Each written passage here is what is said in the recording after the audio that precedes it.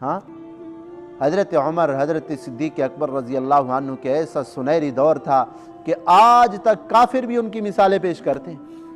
آپ نے وہ واقعہ تو پڑھا ہے کہ ایک بیچارے مسافر آئے تھے نا، اور مرد بھی عورت بھی مدینہ طیبہ سے واقف نہیں تھے، عورت حاملہ تھی، تو حضرت عمر رات کو چکر لگایا کرتے تھے۔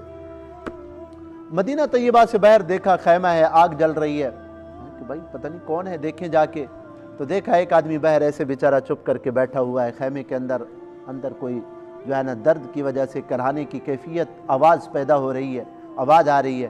تو حضرت عمر نے اس سے کہا بھائی لگتا ہے تم مسافر ہو، خیمہ لگا ہوا ہے۔ جی صحیح، بالکل مسافر۔ میں خیر ہے، کیوں پریشان بیٹھا ہے میرا بھائی؟ اس نے کہا جاؤ تم اپنا کام کرو، تم مجھ سے کیوں پوچھ رہے ہو؟ نے کہا بھائی کوئی بتا دے، کوئی اگر ہو سکتا ہے میں تیرے کام آ جاؤں۔ اس نے کہا جی ہم مسافر لوگ ہیں، ہم جانتے نہیں ہیں، میری بیوی میرے ساتھ ہے، بچے کی ولادت کا وقت ہے، ہمارے ساتھ کوئی ہے نہیں۔ میں اچھا اللہ بہتری کرے گا۔ حضرت عمر خود آئے اپنے گھر، اور گھر والی کون تھی؟ حضرت فاطمہ الزہرا رضی اللہ تعالی عنہ، خاتون جنت کی بیٹی تھی، حضرت ام کلثوم ان کا نام تھا۔ فرمایا اللہ نے آج بڑا موقع دیا ہے خدمت کا، ایک مسافر ہیں اور بڑے پریشان حال ہیں، خدمت کے جو ہے نا ضرورت ہے۔ دائی کا کام کیسا کام ہوتا ہے؟ ہاں دیکھ، ہر آدمی نہیں کر سکتا، اور بادشاہ لوگ تو جو سردار لوگ ہیں وہاں، امیر لوگ تو اس کے قریب بھی نہیں آتے۔ کہا ایک مسافر ہے، ان کو یہ ضرورت ہے، تو کچھ کھجوریں لی، کچھ وہاں کی جو ضرورت کے وقت چیزیں تھیں وہ لے لیں، اور اپنی بیوی کو ساتھ لے کر گئے، اور اس آدمی کے ساتھ بیٹھے رہے، گپ شپ کرتے رہے، بھئی اس کا غم ہلکا ہو۔ پریشان ہوتا ہے نا آدمی، پتہ نہیں موت و حیات کا وقت ہوتا ہے۔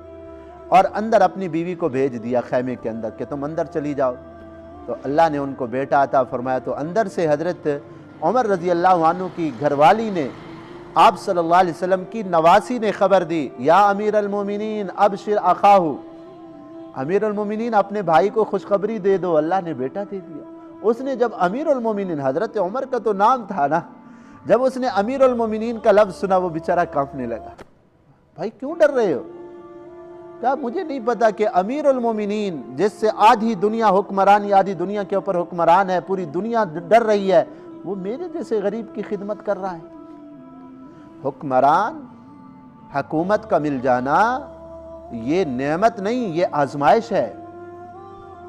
اصل امتحان ہوتا ہے کہ اس حکومت ملنے کے بعد عوام کے حقوق پورے ہوتے ہیں نہیں ہوتے۔ اگر نہیں ہوتے تو پھر ہزاروں لوگوں کا گناہ اپنی گردن کے اوپر لاد کر حکمران جہنم میں چلا جائے گا۔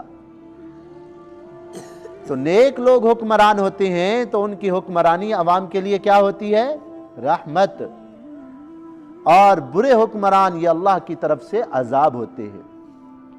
تو آپ صلی اللہ علیہ وسلم بھی اور صحابہ اکرام بھی خبر گیری کیا کرتے تھے۔ اسی طرح حدیث پاک میں آتا ہے آپ صلی اللہ علیہ وسلم اپنے صحابہ اکرام کی خبر گیری کیا کرتے تھے کہ کوئی بیمار ہوتا تو جا کے اس سے پوچھتے، ہاں کوئی ضرورت مند ہوتا اس کی ضرورت کو پورا کرتے تھے۔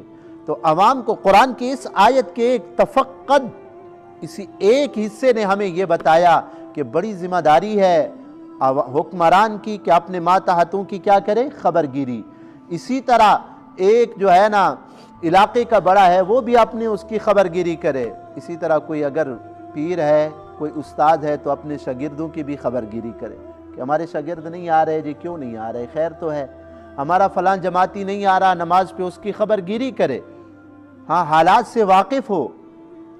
تو بہرحال ایک بات تو یہ، اور دوسری بات قرآن کی ایک کیا ہے کہ کمزوروں پہ نظر ہونی چاہیے، اور اپنی عوام کی جو بھی ہے جو ماتحت ہیں ان کی خبر گیری کرنا ضروری ہے۔ ہمارے جو نمائندے ہوتے ہیں ہمیں الیکشن میں نظر آتے ہیں، وہ بھی ہم پہلے نہیں آتے نظر، کیوں؟ ان کا مقصد ہی دنیا ہڑپ کرنا ہے، وہ ہماری خیر خواہی تو نہیں ہے نا بھائی۔ ہماری خیر خواہی ہوتی ان کے دلوں میں تو پھر ہمارا حال حوال بھی لیتے۔ ان کو مقصد ہوتا ہے پیسے کھانے کا، تو وہ اسی وقت جب کھانے کا ٹائم ہوتا ہے تو اس وقت نظر آتے ہیں۔